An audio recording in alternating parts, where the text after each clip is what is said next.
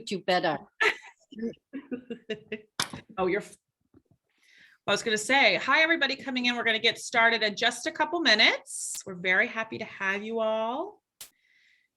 As you're coming in, we would love to know where you're watching from in the chat. We would love to let us know where we're all from. Thank you for joining us today. It's a very exciting program. Oh, I shut my window and I realized it was the garbage truck that was so loud because now it's so quiet in here. Hi, everybody. Oh, from Chicago. I love Chicago. I love Chicago. I think we're all in the DC area, right? Everybody here. So hi, everybody. Thank you for joining us. We're going to get started in a couple minutes. We're all over the place. Big Sky, Montana. Oh, I'd love to be there.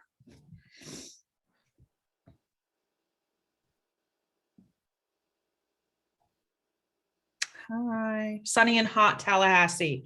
It's dreary and humid already in DC. We had our one day of beautiful spring weather. Hello, everybody. Thank you for telling us where you're coming from. I'd love to see it. Thank you for, good morning to some of you, it looks like. Good afternoon to others. Maybe good evening to some. Oh, let me actually, so everyone knows too, I'm going to also set live transcription. If you would like closed captioning, that will be available.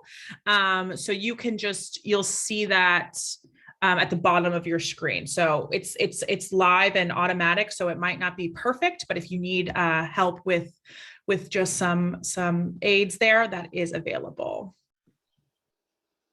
Oh, we have someone coming in from Germany. Hello. From Austria. Hello. I guess good evening to you all, I should be saying. Hello, everybody. We're going to get started in just a couple minutes. Just want to make sure we get a good crew in here to enjoy with us.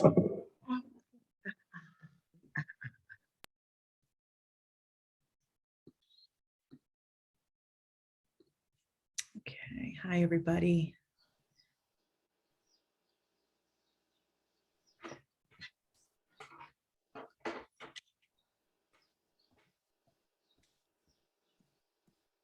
All right, I'm going to give it one more minute and then we're going to get started, everybody.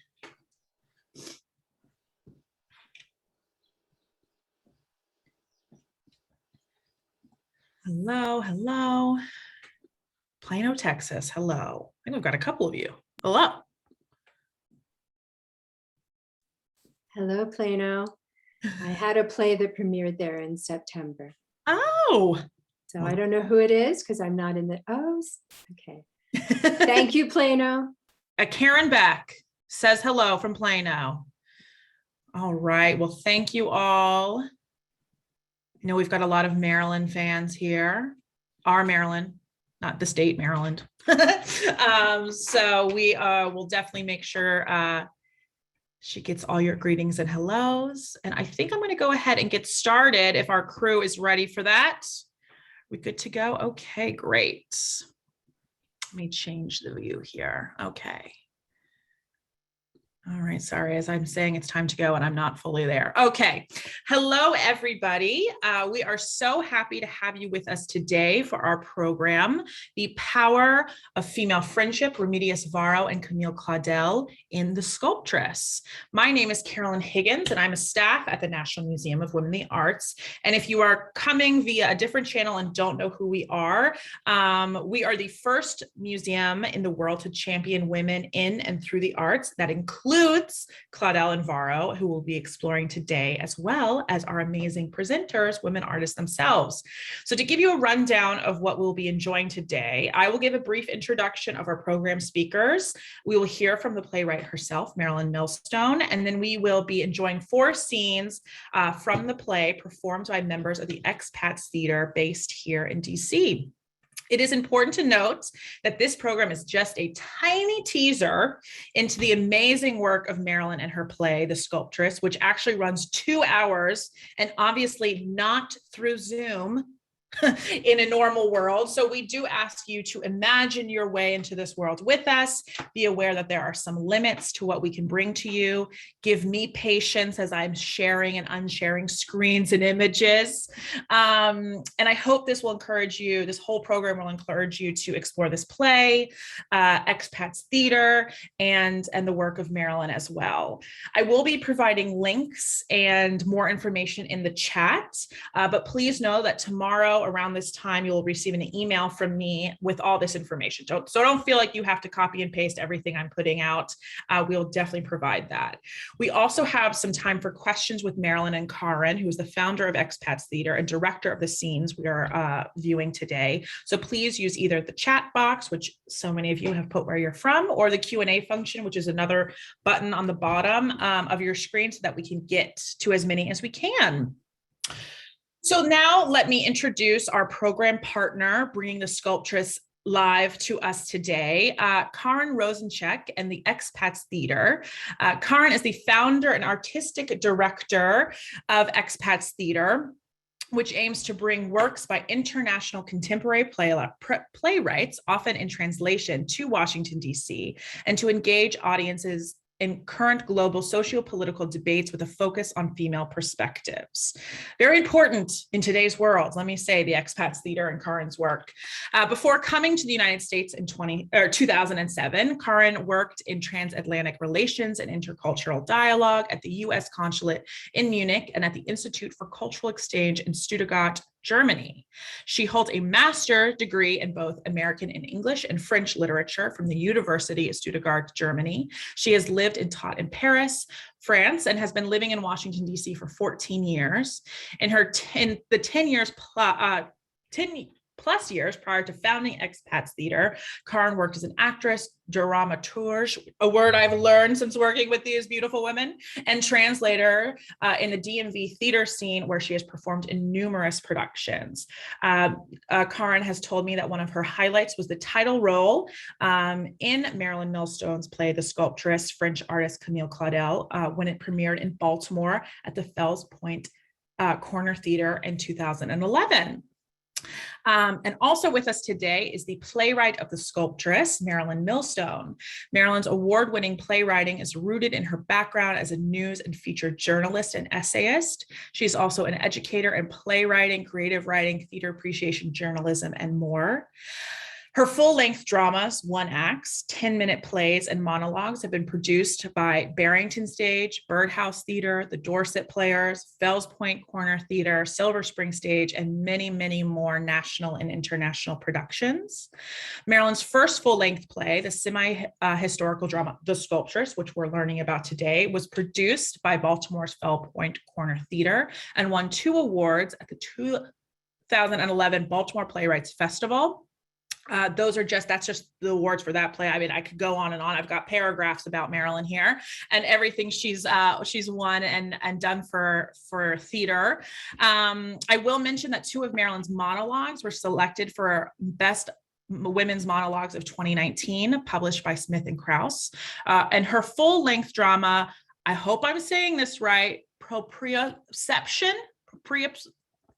she's going to show you, don't you all worry, is the winner of the AACT New Play Fest 2020 and is produced by Rover Drama Works in September 2021, and actually was recently picked up and published by Dramatic Publishing. She holds an MFA in playwriting from Spalding University and is a member of the Dramatist Guild. So we have some very impressive people, if you can tell, with us today. So now I'm going to pass it over to Marilyn to introduce us to the Sculptress and the amazing women artists that she is bringing back to life in such an amazing way. Hi, Marilyn. Hi, Carolyn. Thank you so much for having all of us and for inviting me to talk a little bit about why I wrote the play and to put this play in its historical context. Before I begin, I do want to say that people who know me well, and there are probably several of them on this event, They know I'm an introvert who despises extemporaneous public speaking, so I have a script for this presentation, and by golly, I'm going to use that now. So, slide 4, please, Carolyn. The Sculptress. This play grew out of my fascination with 2 retrospective exhibitions I saw at the Museum of Women in the Arts. One featuring sculptor Camille Claudel in 1987 on your left, and one featuring Spanish surrealist painter Remedios Varo on your right in 2000. For various reasons, I decided I wanted Camille and Varo to meet on stage, even though they never actually did, which means that I would be writing what's called a what if kind of play.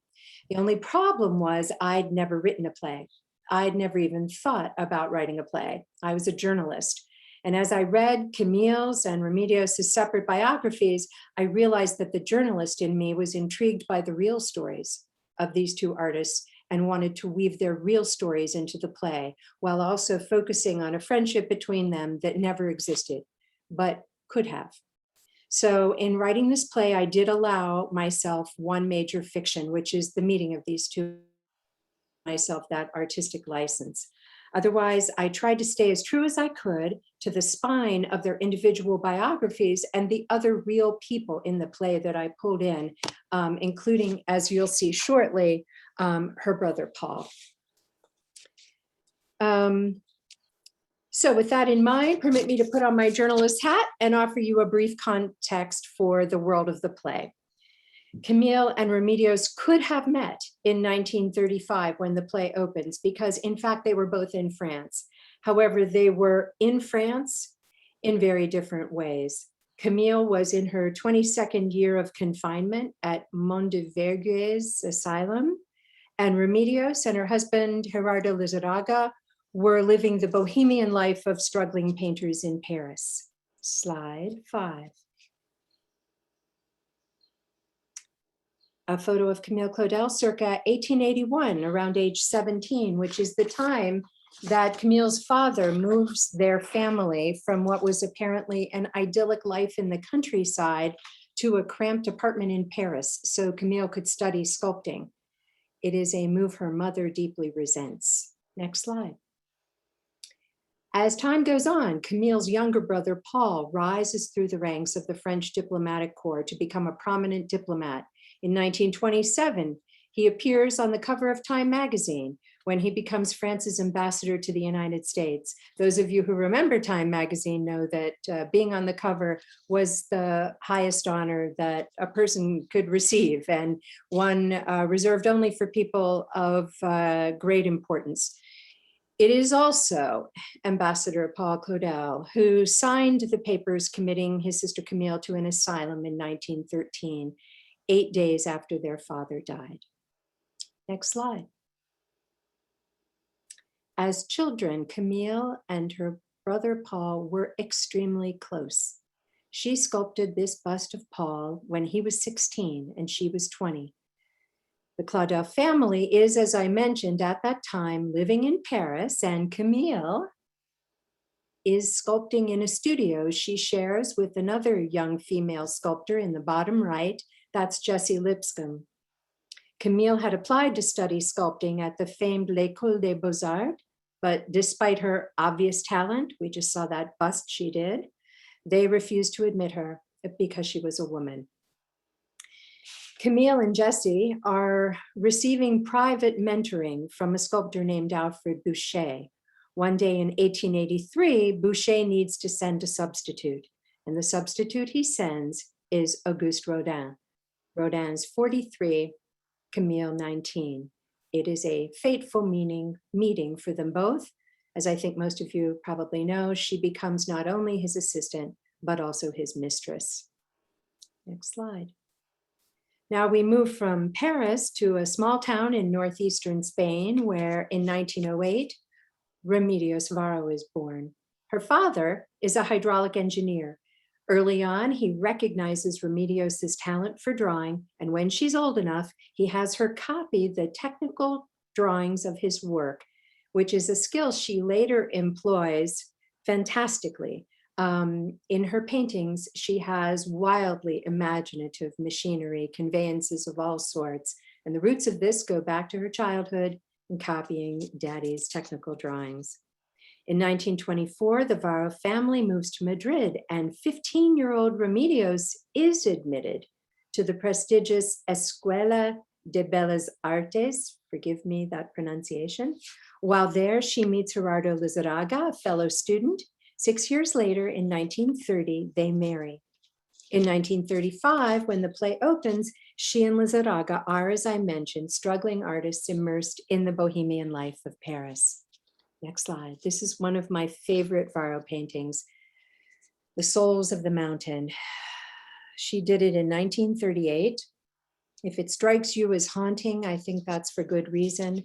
The Spanish Civil War is raging, and her husband, Lizarraga, and many of their leftist friends are involved in fighting for what they hope will be a free and democratic Spain. Next slide. Now it's 1946, and this fabulous photo is of Remedios Varo in the center, sort of kneeling down with her hand on a woman's arm. We'll identify her. This is 2 years after World War II ended, 1946, Mexico City. How Varo survived the war is a story of one miracle after another after another. In 1939, she was in Paris with her lover, who is on her right in this picture, French anarchist poet Benjamin Perret, whom she had met in Spain when he came to fight in the Spanish Civil War.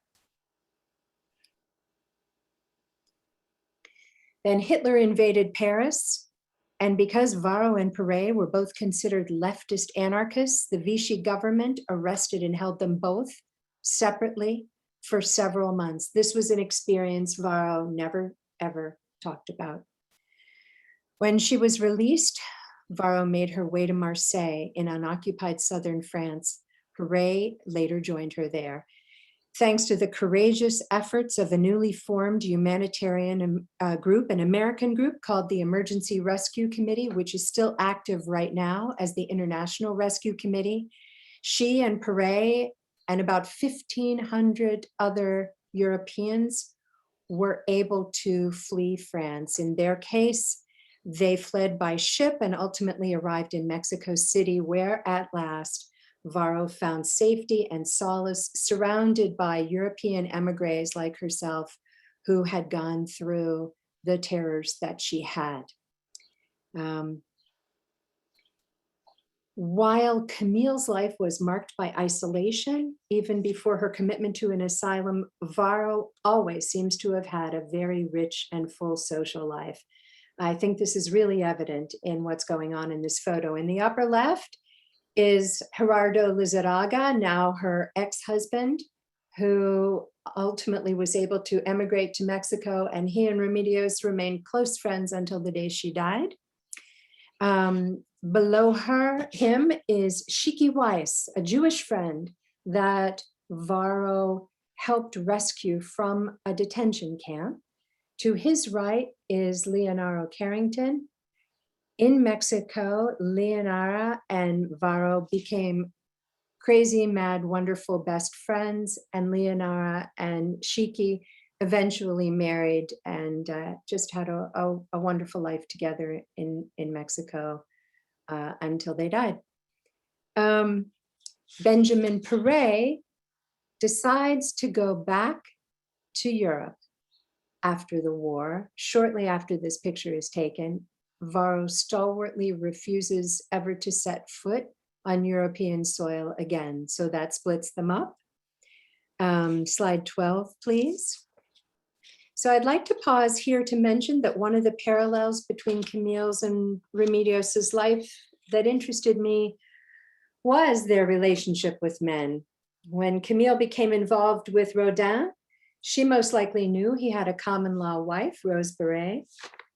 When Camille's family realized their daughter was having an affair with a married man, they ostracized her, particularly her mother.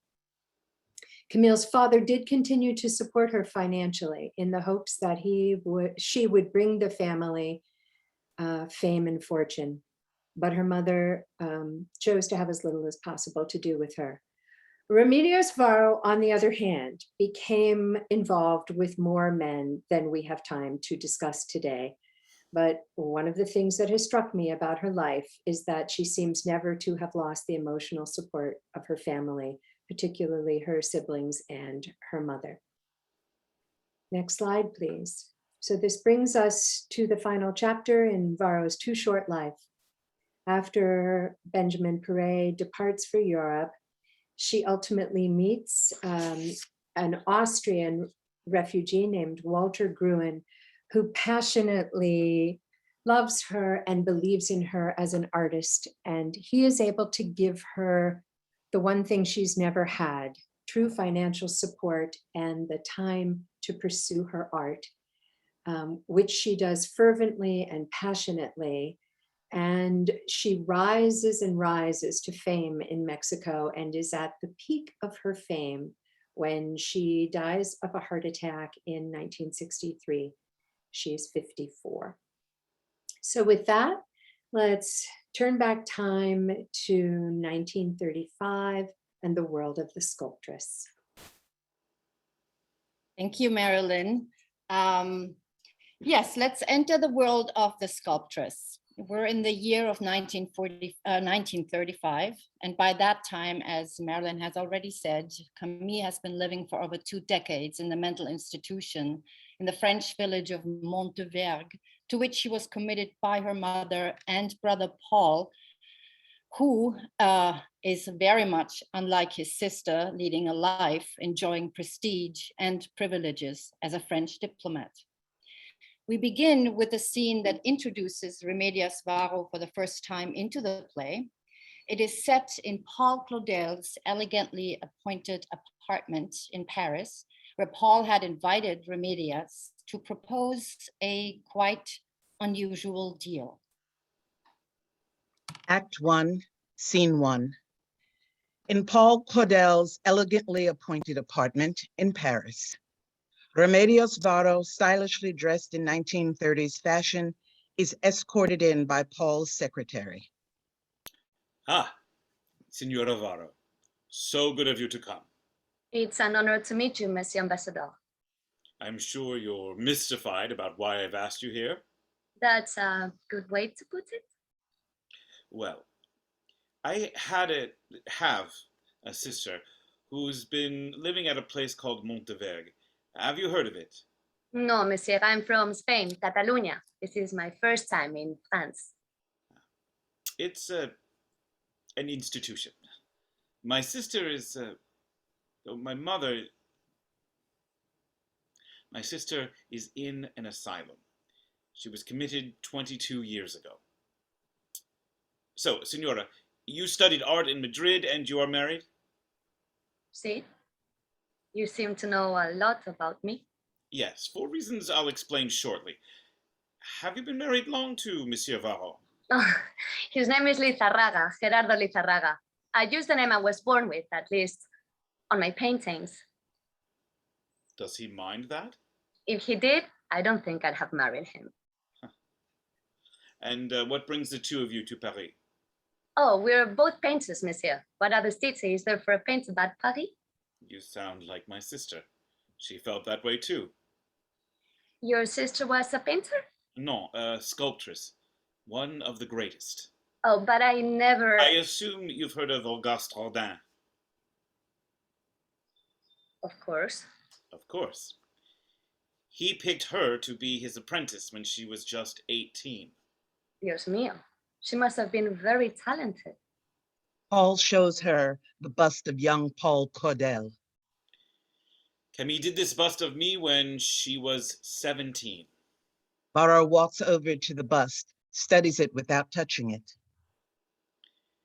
And with virtually no formal training, she applied to l'École des Beaux-Arts, but they wouldn't admit women.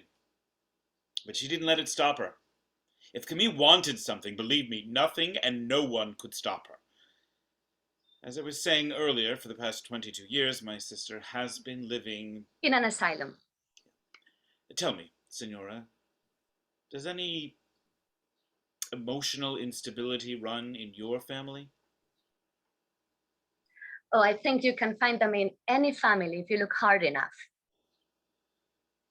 I'm sorry, it's just that there are moments, days where I feel rather unstable myself. I have visions. Ah, yes. I'd forgotten. You're a surrealist.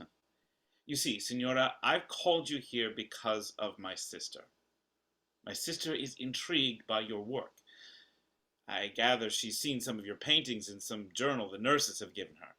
I pay for her to receive lots of different art books and magazines. She's been talking about you for so long that the administrator there asked me whether I'd be willing to let you spend time with her. But what would I do there? Maybe get her to sculpt a little. That might help her. Help her? Help her what? I don't know. But she's harmless now. Harmless. Not a danger to anyone, including herself. It had been several years since I'd seen her, and she's smaller now than she once was. Not frail, never frail. Just, less formidable. Formidable? Yes. There was a time, years ago, before she was committed, that she'd punish you for not doing what she wanted.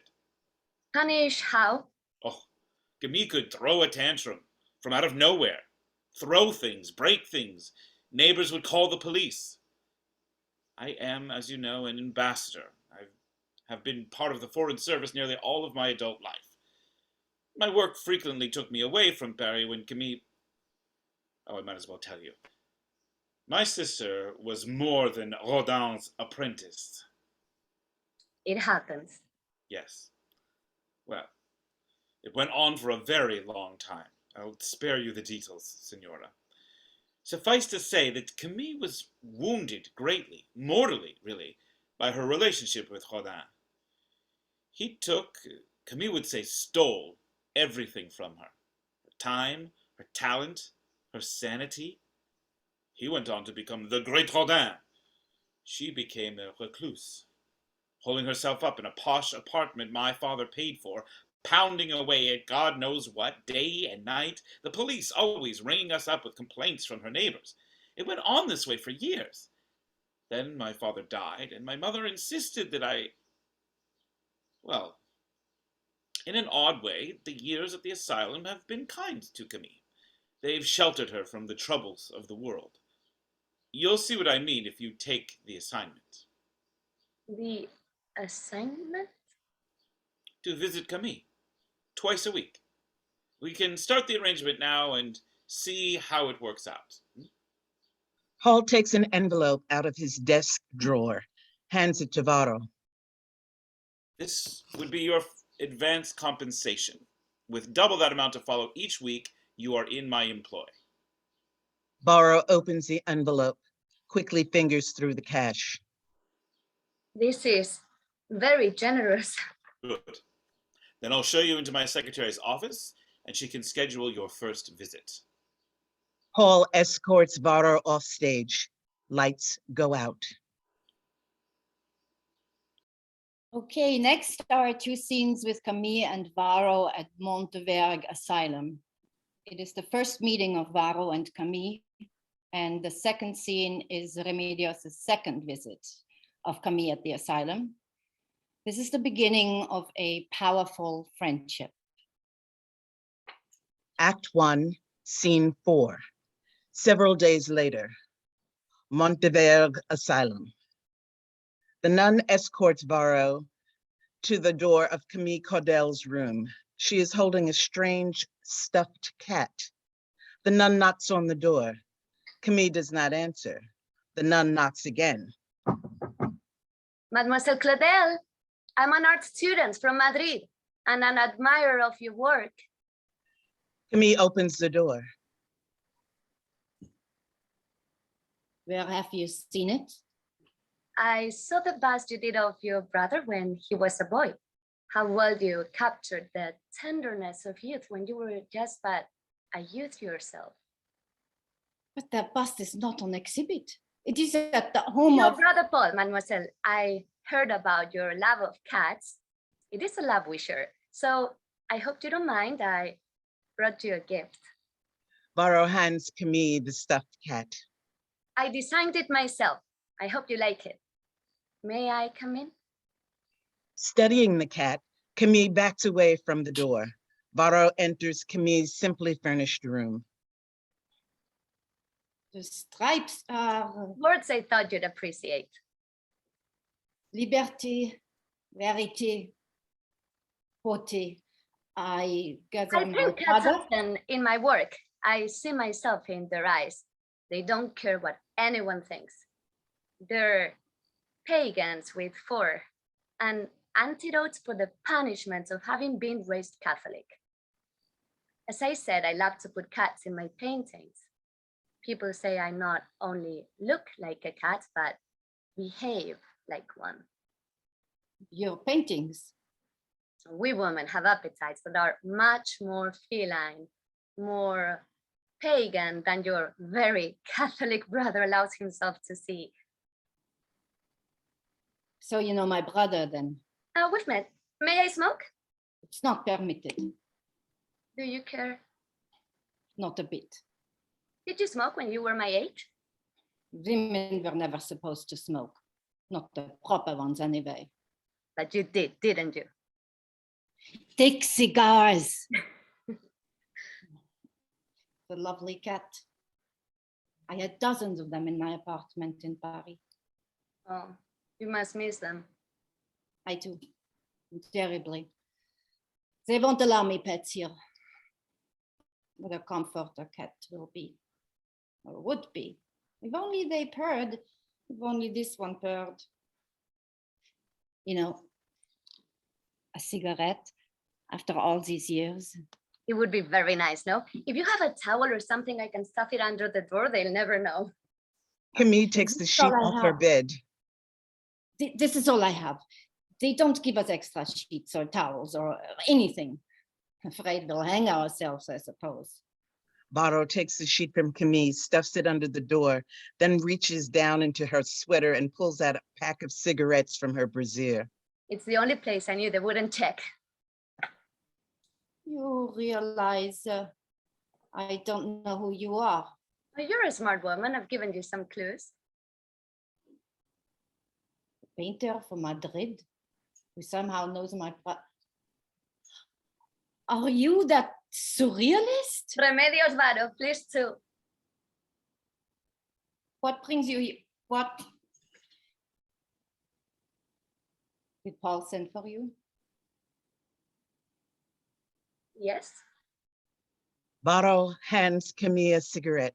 Camille holds it, trembling, for Varo to light. Takes a short drag, then a long one. So, you met Paul. Then he must have told you. What he wanted me to know, but Mademoiselle Claudel, let me remind you, I'm a woman. Quite a young woman. But a woman nonetheless, and much more experienced than what you might think. This is 1935 after all. So yes, your brother told me his version of... Is he paying you? Would it matter to you if he did? If it didn't matter, I wouldn't ask. You're I very wanted- direct. I admire that. It's not a trait that served me very well. Still, I'd appreciate you answering my question. Did he pay you to come here? Yes. Why? I honestly don't think he knows, but I know that he loves you, or at least that's what he's told me. Men and emotions don't mix well, do they? You are quite lovely, Senora Varo. Very kind. I do not mean it to be kind. I mean it as a burden you have to bear for the rest of your life. I've never been to Paris before, but I sometimes have trouble sleeping. And one night after I met with your brother, I went walking up to Montmartre. Paul had mentioned it was your favorite neighborhood. He had no right to tell I'm you sure how- Montmartre is still much as you remember it. I don't remember it. The crowded cafes, the dance hall girls running along the back streets, the whole of Paris twinkling at your feet, even the Eiffel I hated the Tower. Eiffel Tower. It was Claude. Yes, a scruffy young Debussy, not yet famous, often seen dancing up the steps of Sacre-Cœur with a gorgeous young girl No more, Senora. hanging on her every music as if it were music.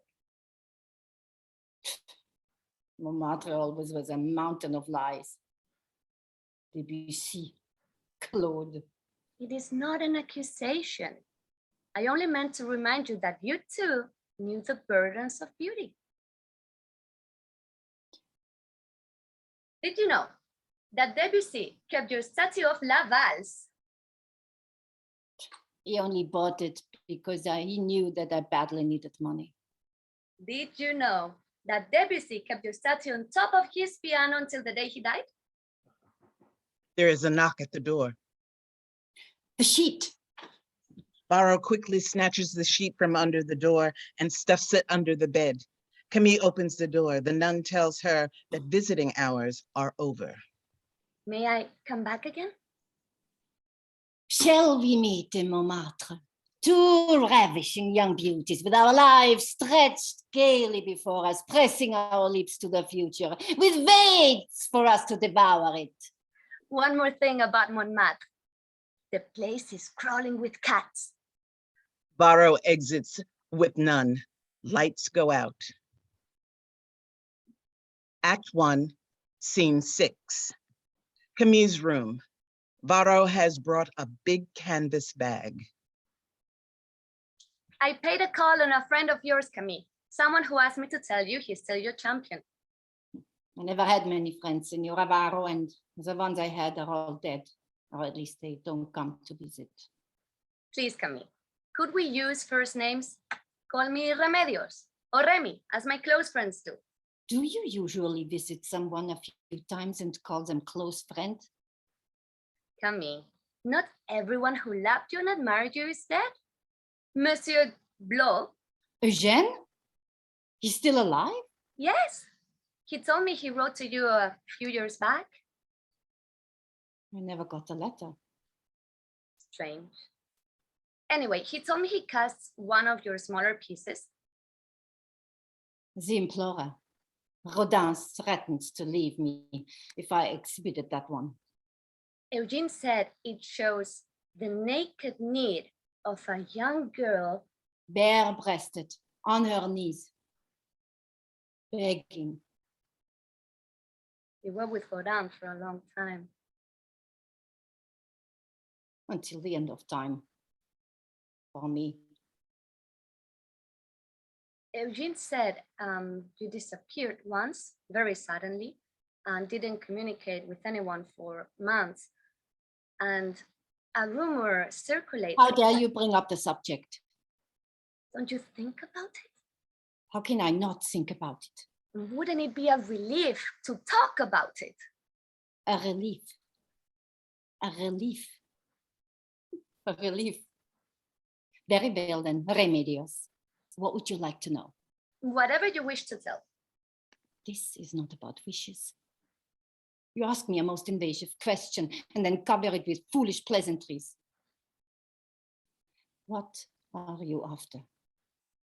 Are you another one of Rodin's henchmen sent to torture me? I'm sorry, Camille. I don't need your pity. I lived through it, didn't I? There's blood everywhere, everywhere. You Blood. You had a miscarriage, or?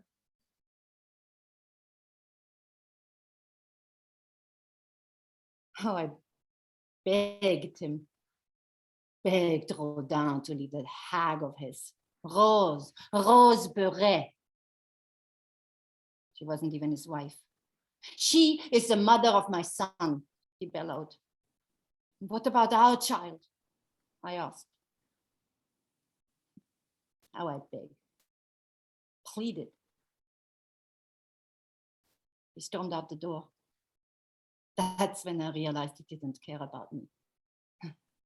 Only cared about were these. And that's when I started murdering them, one by one. My stupid little sculptures, my babies.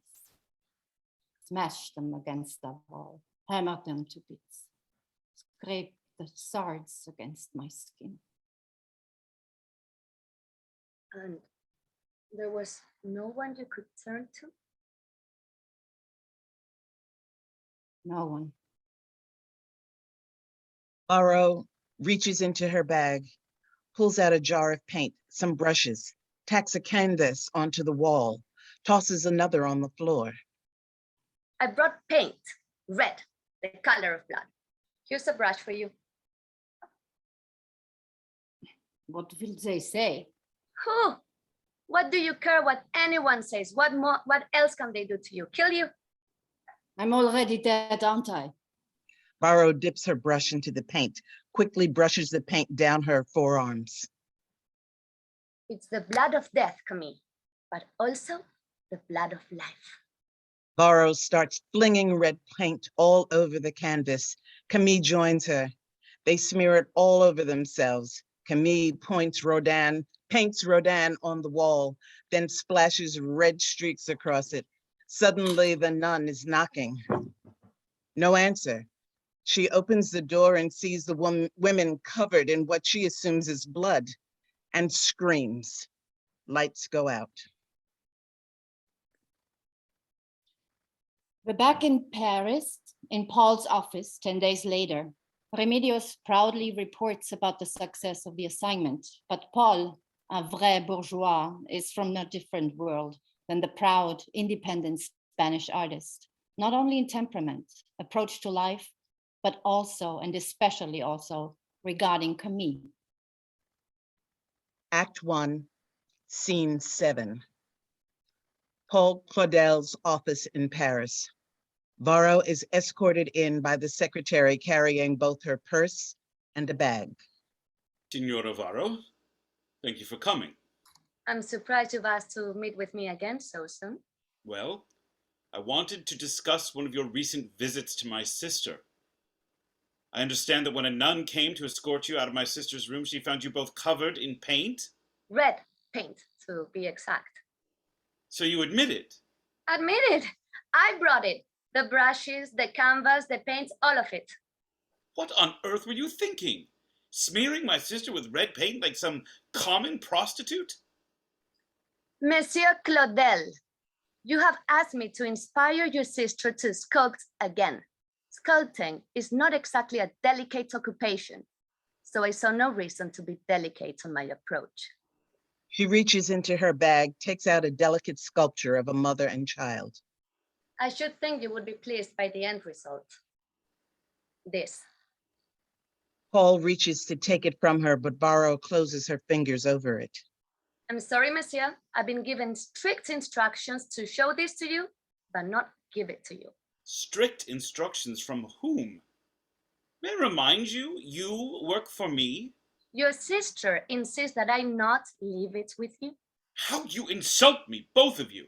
Monsieur, I've done some of my own research on Camille since you and I talked. How she must have embarrassed you, but insult you? Monsieur Ambassador, pardon my bluntness, but you have locked her away for life. Isn't that the ultimate insult? I can see that Camille has impressed you. She can have that effect on people. Those brilliant blue eyes, that biting wit, that regal air, an alluring combination. I always understood why Rodin fell for her. She played my father like a musical virtuoso. I want to study at the feet of the masters, she told my father. He could never deny her anything. So he uprooted us from our home in the country, place my mother loved, and shoveled us into a cramped apartment in Paris. One day Camille will make us all famous, my father would tell us every night at dinner. But Camille was never at dinner. Most probably she was in bed with her married master. And what did the master end up doing? Tossing her away like stinking household garbage. I know. I've heard this story from Camille. Despite what she thinks, Camille wasn't the only one who was destroyed. She took the whole Claudel family down with her. Did she tell you about l'âge mûr? The age of maturity? That was the very clever little title she gave to a sculpture depicting the whole sordid love triangle she'd gotten herself involved in. She cast Rodin's wife, Rose. Common law wife. Camille herself presented them to my parents as husband and wife. She invited the couple to come out to our country home shortly after she began apprenticing with Rodin. My mother was so excited, bragging to everyone about how the great Rodin and his wife were traveling all the way from Paris to spend a few days with us. Well, of course, we believed what Camille wanted us to believe. We were perfect fools. Anyway, years later, Camille sculpted the lovely little ménage à trois, depicting Rose as a wizened old witch, herself as a naked beauty, and in between them, a haggard but well-endowed Rodin being pulled apart by the two women. Rodin begged her not to exhibit it, but of course she did. The critics loved it. They feast off scandal. But my poor mother, she never went to see it, of course, but she heard about it. The humiliation nearly killed her. But it didn't. She places the sculpture on the desk. He studies it gently with his fingers. Look at it. It's her first work in 20 years, and yet it bears the unmistakable stamp. You need not analyze her work for me. I have admired it since long before you were born. Why did you send for me in the first place? I wanted to give Camille a gift after all these years. You never had any intention of releasing her, did you? She wounded your family's pride. I understand that. Made things difficult, sometimes very difficult for you. But is it that enough reason to commit her for life? Thank you for your fascinating commentary on our family. If you'll excuse me, I'll have my secretary see you out. Camille wasn't the only Claudel having an affair, was she? Who do you think you are? I am someone who is concerned about Camille. What about you? You dare to question my decisions about my sister? You speak as if you own her, as if she was your possession, not your responsibility. What do you know of responsibility? Living like a gypsy here in Paris, dabbling at painting just like Camille dabbled at sculpture? That's what you would call her work? Dabbling? What difference does it make what I call it? In the end, Camille treated it as if it were nothing, as if all that mattered to her was Rodin, and that if she couldn't have him, her life was over. Is she not to be pitied? You're one of France's most famous Catholics. Where's your Christian charity? You showed your pity by locking her away. I'd hoped I could convince you Of what? that Camille has served her time, if that's what you think she needed to do. That it's time to let her go. You think you know so much, don't you? Your mistress was married, wasn't she? Not that it's any business of yours, but I was single at the time. I broke no vows. Nor did Camille. The world judges women differently. I don't need to tell you that. What about you? Such an attractive young woman. You're married. Are you immune to temptation? I'm not the one who claimed to have had a personal visitation from our Lord and Savior, Jesus Christ. I warn you. And then went on to trumpet this so-called epiphany in all the leading news. Signora, I will not have you speak so cavalierly of a subject so precious to me. Is nothing sacred to you? Yes, your sister's life is sacred to me. You are fearless, the way Camille once was. Camille and I were once close. Some people said we were too close. We would finish one another's sentences. I was a good boy, quiet, obedient, articulate. My mother adored me. But my father, all he ever saw was Camille. All he ever breathed was Camille. I'm not so foolish as to believe it was deliberate. He would listen politely to anything I had to say. But he would never challenge me, ask me questions, the way you do when you're really interested in someone. I was in awe of her too. I understood why my father was always so excited to be with her. So I just shrank down, I guess. Little Paul, Camille's baby brother. You're no longer the baby, monsieur. You are the head of the family. Paul reaches into his desk, pulls out an envelope, hands it to Varo, who takes it. This is for you. I do appreciate the time you've spent with my sister. Your services are no longer needed. Paul presses a buzzer. Secretary enters. The Signora will be leaving now. Please show her out. Varo gathers her things, including Camille's sculpture, and exits.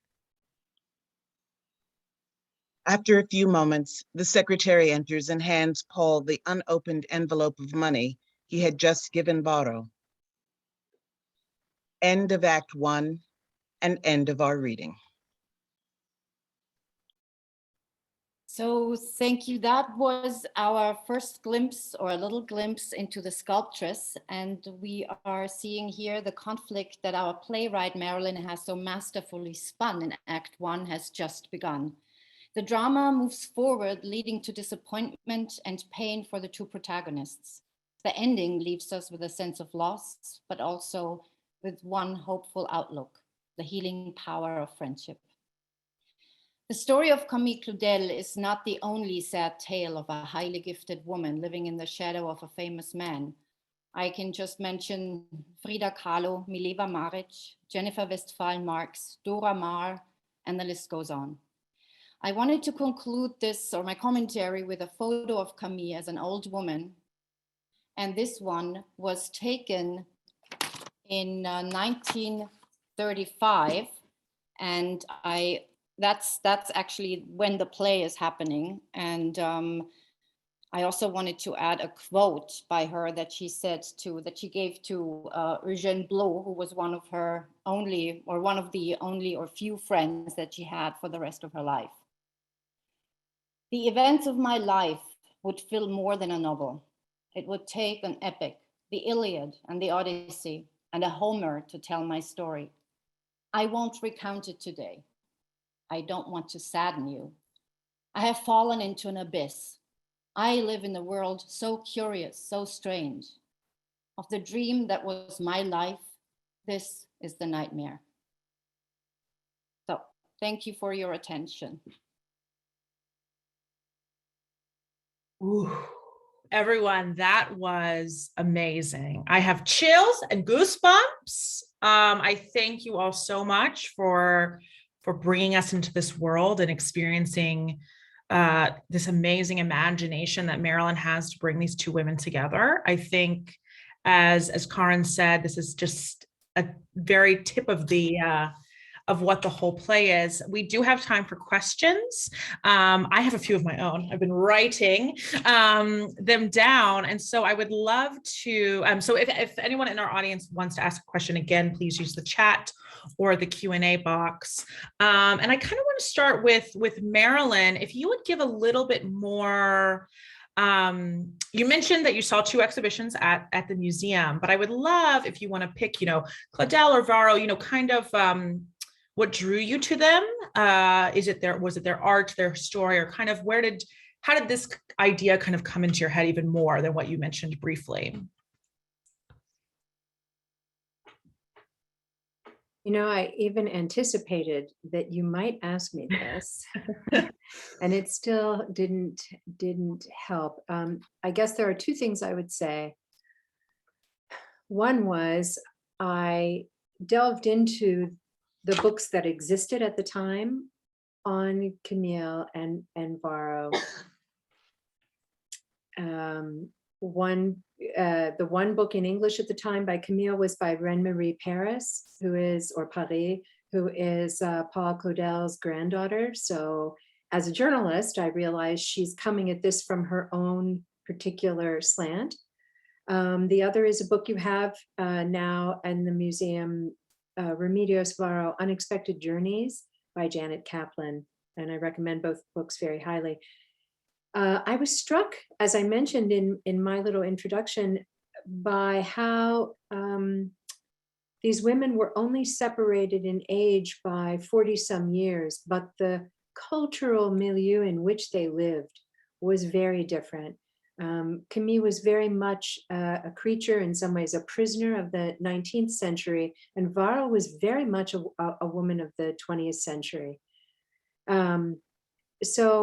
I have also an enduring interest in what old age and youth have to offer each other. I don't think youth and old age spend much time together anymore. And there's a richness there that I think both have to gain from. So those are two enduring interests.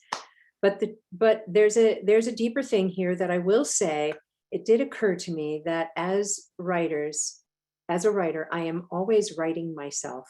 I'm always writing myself, whether I'm conscious of it or not. I'm always finding pieces of myself in what I work on. And even while I'm writing about others, I'm also writing autobiography.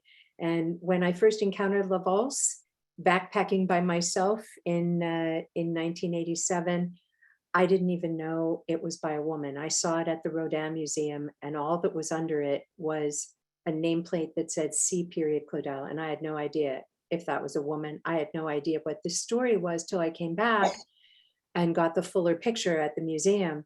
But what I felt when I looked at it, without any art history background whatsoever, was this is a feminine hand has worked on this. It didn't make any sense to me because I was in the Musée Rodin, but then I found out the rest.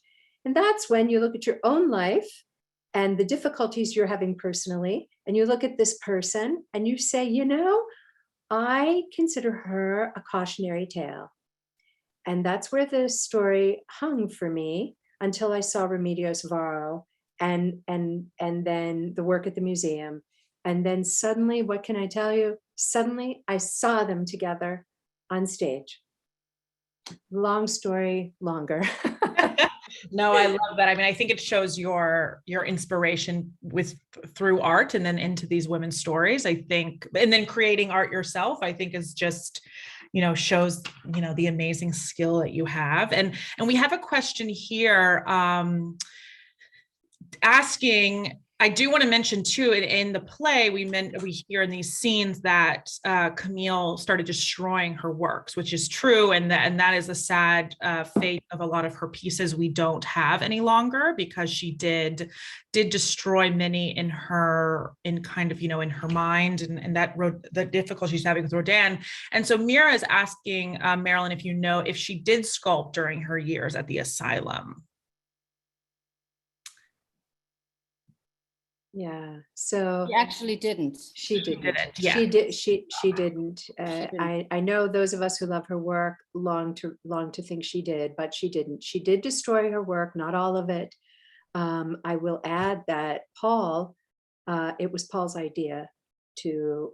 He created a retrospective of her work in the 50s, and it was his idea to have them in the Musée Rodin. Yes. So there's a room of Claudel's you can go see at the Museum Rodin in Paris, which is wonderful, but also strangely, difficult. I think that is where most of her work is in mass. Karin, I'd love to hear from you and the other, amazing performers with us about, this character. I know, Camille, it was so important to you, Karin. You mentioned it in your introduction, but if you can speak about your connection to her and playing her, especially in the, the first staging of it, and then we'd hear from all the other performers. We'd love to hear from you as well. Yeah, I mean, I lived in Paris too, and I went to the Musée Rodin, and I also went to the, there's a museum at the Gare, God, I can't remember the name of it right now, where her sculptures are exhibited. Musée Orsay. D'Orsay, right, Musée d'Orsay. And I also, at that time, this is maybe 200 years ago, there was also one of the movies out, and Isabelle Adjani and I think Gérard Depardieu played Rodin. There's a new one out with Juliette Binoche, which I haven't seen, and I don't want to even see it because, the first one was so impressive. And I read up on her, and I had immediately a connection to her, especially the sense of abandonment, the complete sense of abandonment, and the wherever she went, there was a closed door. And the worst is for me that it was actually her mother who just out of a lack of empathy and compassion, she was completely stuck up in her bourgeois attitude. And, for her, Camille was just a liability, or it was a disturbance. It was something that the neighbors would talk about. It was something that would destroy the reputation of their family. I do think that there was also a little bit of an envy of the mother to Camille, because the father spent so much time with her, and she was so gifted and powerful as well emotionally. And I'm sure there were scenes in the family where she just took over, because of probably a lot of drama, and that was probably, the mother never did get the attention, and I could just see her as a passive aggressive, really stuck up woman. And the worst was, of course, when she had this affair with Rodin, who didn't marry her, had another wife, or a common law wife. She also had an abortion. I mean, everything she did, and she was left by Rodin. He just couldn't bring up the spine. He didn't have the spine to just leave his wife and be with Claudel, even though he continued with her, and they were in hiding all the time. But I mean, not only did Camille Claudel get no support from her mother, I mean, she did get support from her father. She was not admitted to the École des Beaux-Arts, because that was just not a thing that women were admitted to at that time. Rodin left her, and then she just probably had a mental breakdown, or maybe was bipolar or schizophrenic or something. And when you read the biography, a lot of them said that she could have gone out by that time. She's been stable, but it was Paul who did not want to have her back in life. He did not want that. He was a diplomat. He did not want that disturbance in his family. So the parents were already dead, but Paul did not make any efforts to get her out, although I'm sure he felt guilty and did all kinds of things to calm down his consciousness. But yeah, long answer to your short question. That's what brought me to Camille Claudel, and I can just really, really identify with her somehow. And I think Marilyn brought her very close to me in the play. That's great. Yeah, I think Camille's life is so devastating, but she created through that some of the most beautiful art. I will say it for myself that I love. And please, we showed everyone a smattering of what she's done. So please take a look. And I will say, I think a challenge, and what I love about this play and you all bringing it to life and tying it with Varo, is that she's so tied to Rodin. Camille Claudel is so tied to Rodin. She's in all the Rodin museums, but often Rodin was inspired by her and his work. So you actually see pieces she did that then he echoed in his own after she did them. So this kind of this relationship they had through art, which it's a beautiful thing. They both created beautiful art, but he is unfortunately, Rodin. And I will say too, he did not, correct me if I'm wrong, Marilyn and Karin, but he never married Rose Beret until she was on her deathbed, correct? So almost. He had some issues with women, as we can tell. Yes. So That's right. Yeah. So I do think that sorry, that's my dog. It's excited too. You all bringing her to life and then tying her with Varo, who, as you said, Marilyn, only 40 years later was inducted into the school and had this amazing, creative life, but also a challenging life, but just so different how they're so close. They could have gone the similar paths, but they verge so directly. And so that we actually have a question, and you mentioned this, Karin, as well, that is there evidence regarding whether Camille was sane or did have something like schizophrenia? So I do believe she did, but I'm going to pass that on to you all, that there was, she did have some mental health issues. Can I address that quickly? And then, Please, Karin, I do honor that possibility in a scene in Act 2, because the more I read, the more I felt I had to at least allow for that. But it's probably my favorite scene in the play, because by staying with her, Remedios Varo, by the way that she talks with her and does so out of deep affection and regard, that flash of a moment where I honor that possibility, that flash of bipolar schizophrenic. I'll let Karin talk about it, because she certainly played it enough. But I just want to remind that I do not, as a journalist, I could not discount that possibility. Well, I just want to add that I mean, it's always tempting to come with the isms and with diagnosing any sort of names in the big pathology source. There are thousands of them, and I think you can still read the play, or you can still do the play, or I was still doing the play when I played her role as somebody who was deeply hurt. And I do think that if you spend 20 years in abandonment by everybody, and you don't have like healthy contact or anything, you don't sculpt, that is a trauma. So I'm saying, if, let's say, what if, so if, she would have had more support by her family or by friends, or she, could have just started somewhere else and do her sculptures, maybe she would not have had such a strong reaction. Maybe she would have recovered after that. I mean, I think it's because, it always depends on when you have an illness. I think that what kind of resources do you have? What can you resort to? And I don't think she had a early childhood support of a mother, of an unconditional love that you need. So I think she was all the time vulnerable. And I think that Rodin just stabbed into exactly that wound. And that is a very typical thing. If you read on all these other women, gifted women who have been in a shadow of these men, and especially they were so gullible, or they were so vulnerable and accepted all that and sucked that love up, or whatever that was that Rodin gave her, and also these other men gave them, because they were just docking on that. But the disappointment after that is even more so. I mean, a lot of these women have had people who have had relationships with people who exploited them, saw them as a narcissistic extension of some sort, or were also non-committal, or had distance, whatever we say today, attachment issues.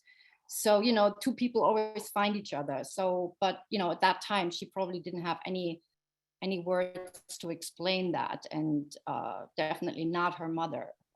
So. Yeah. And we have to, we can look in our 2022 glasses on but it's not, we have to state that Rodin was significantly older than her. She was a teenager when they met, and he was a world famous artist and her teacher. So the power play, and that abusive relationship, it's important to remember those details of what can a 19-year-old, who wants to be a famous sculptor. There's so many levels to it. I would love for us to speak a little bit about Varo so that we can, and I would love Marilyn to speak, a little bit more about her, or if we want to just speak about the amazing work that she did and her surviving these challenges. There's plenty on her. We don't have to go too deep, because I do want to get about the two of you as well. So yeah, any other last kind of things we want to speak about Varo as well and her amazing career? Oh, well, you don't have to ask me twice. I know she's your girl and mine too. both of them, both Camille and Remedios, did, I think, very personal psychological work. L'Âge Mûr is as close as you can get to the interior heartaches of a ménage à trois. And Paul himself in the retrospective mentioned how deeply intimate and personal her sculpture was. What rocked my world about Varo was the combination of fantastical imagery. And there's one particular painting called Visit to a Psychoanalyst's Office, which shows a woman with her signature cat-like face. So you know it's really Varo painting Varo, leaving a building. The walls of the building are made of people, kind of like gargoyles, looking down on her as she's leaving. And only after a while do you notice that she has her own head, another head that's in her hand that she's about to dump into a trash can.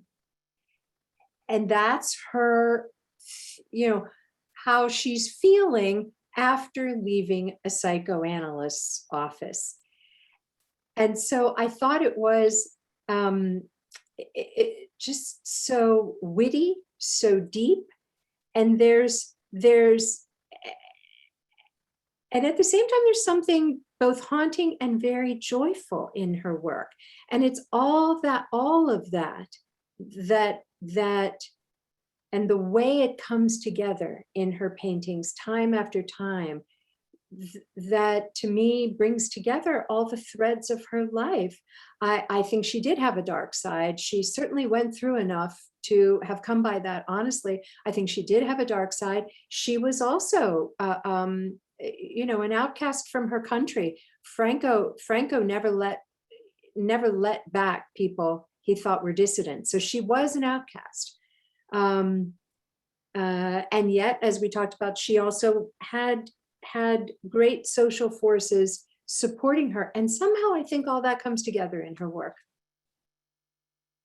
I mean, I felt like her going out of my therapy appointments. So I do agree. I think she is, surrealism is such an interesting art movement, as how we all know. And she's, I think, the star of the movement, because she could do those dark and mystical things, but then put real ideas and thoughts of the world. She just did it so well, and she had such a style to her work. If you know Nemo, we have 2 of her pieces in our collection, and they are fan favorites of me and Marilyn and most of our guests. So I think I just love that you picked an artist to help Camille along in your thinking here, who had that ability to bring things to life in a surreal, wild way. I mean, her paintings are wild if you look at them. Like you said, Marilyn, I mean, there's people in walls and floating people and everything. And but she's just an amazing artist, and I think she was a perfect fit for this play and to meet our sweet Claudel. Yeah. So I wanted to kind of move a little bit away from the themes of the Sculptress and talk about the 2 of you as women artists yourselves, and highlight some of the amazing things that you've done.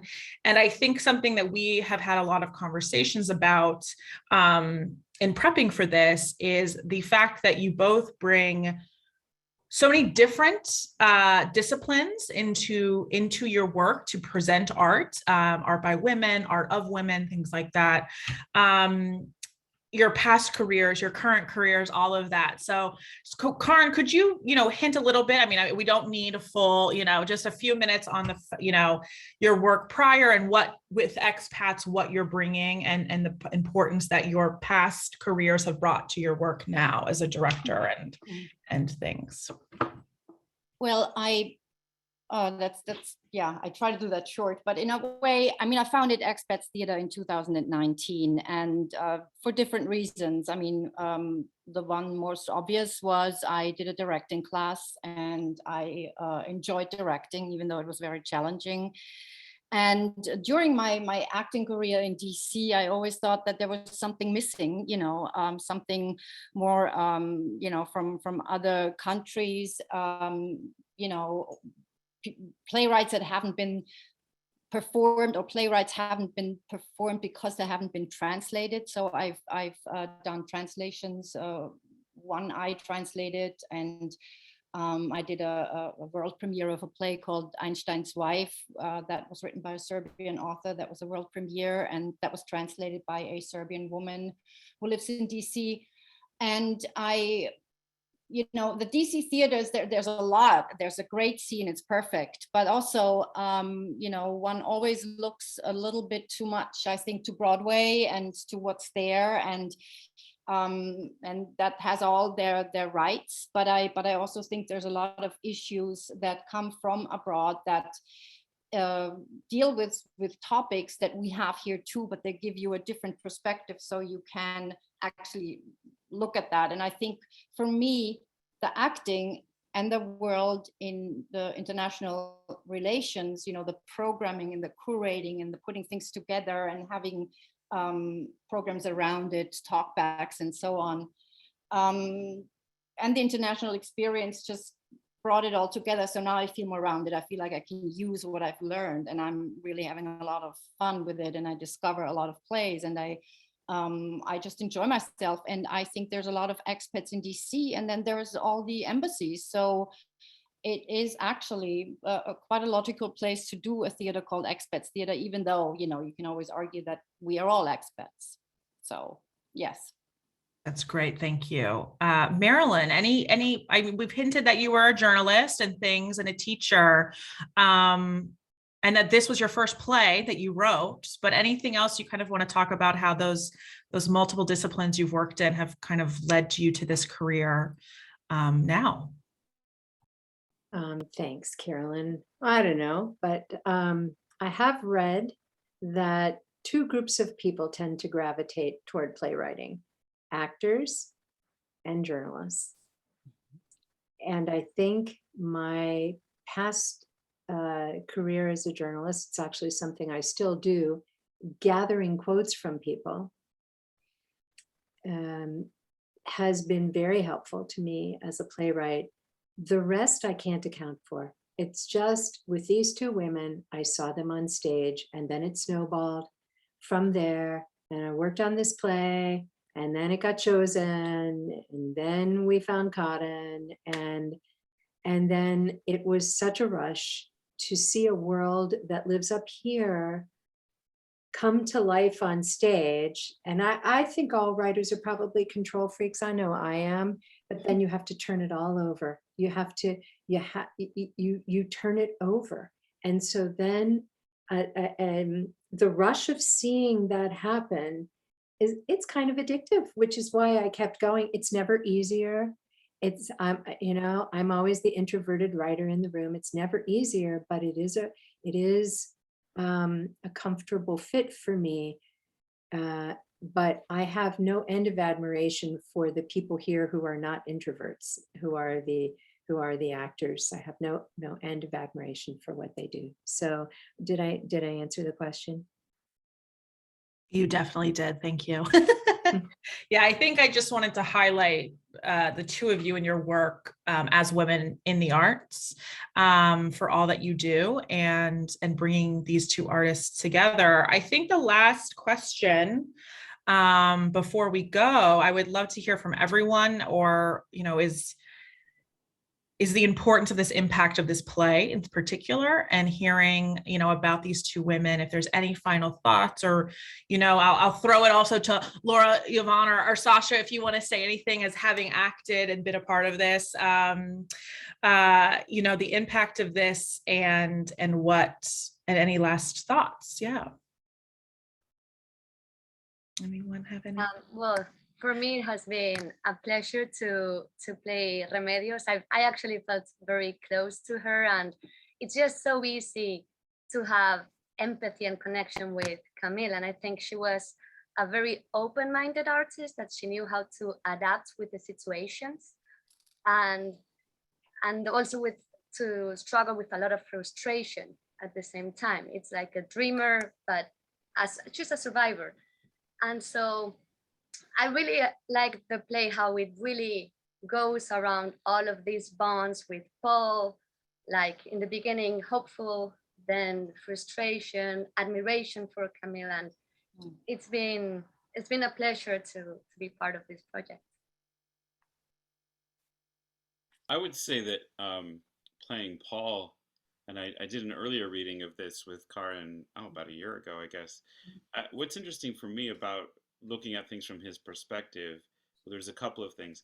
The first is that, like, I think this quote comes from Picasso, right? That good artists borrow and great artists steal. And I've always kind of heard that with a sense of admiration. And there's something about that that's funny, that's clever, but you rarely see the damage that's done to the artist who's been stolen from. And you rarely really get to see that. So often, as Karin was saying, it's the male in a position of power taking the work of a woman who's not properly credited for all that she did and all in the ways that she inspired. So it's kind of made me re-examine that very idea. I also think that one of the things that we had to cut things for time, but Paul wasn't just a diplomat; he himself was a poet and a playwright, I believe. And although Marilyn does a really nice job of just kind of layering that in, and you see that there was probably also personal envy of a sister who's a more acclaimed artist than he is. But also, I think I've had the good fortune to play a couple of. I am not a genius, but I've had the good fortune to play a couple of them. I've played Einstein in 2 different plays about him, and one of them being the one Karin mentioned, and then I've also played Mozart in the play Amadeus. And what you see in both of their lives are this sort of license that they're given because of the genius and because of the admiration for the genius, and you don't see the abuse that happens to people around them as a result. And so it's interesting to be a little bit in the opposite position in this play of looking at it from Paul's point of view of like everything that was sacrificed for his sister's success. So it's been a nice turning of tables for me, and in getting to see it in that way. I just want to say thank you to Laura and Sasha and Yvonne. And I also wanted to introduce Yvonne, stop it, Laura, into the DC theater world, because she is actually a new discovery for me, because she actually is from Spain, and she's not really fresh off the boat, but sort of, because she came and then COVID came. So I'm very glad I have her as Remedios and the readers, and Sasha, who has been in Einstein's Wife, which I will remount in the fall. And also Yvonne, who is on the board of expats and who I have been working with even before I thought I could direct. And I just want to thank you for your help and for giving me your time to do this. So this is very important. That's all. Thank you. Thanks. Well, Karin, actually, we'd love to hear, in the audience, would love to hear what's next for expats. I know you just had a play close last month, I believe. But what's next? I know you hinted at something right there, but what are you working on next with the theater? Thank you for the marketing opportunity. Well, of course. Yes. So, as I said, I'm going to go to Belgrade in mid-May to the end of June to direct Einstein's Wife, because the woman who wrote it is a Serbian playwright, and she came here when we performed it in DC as a world premiere.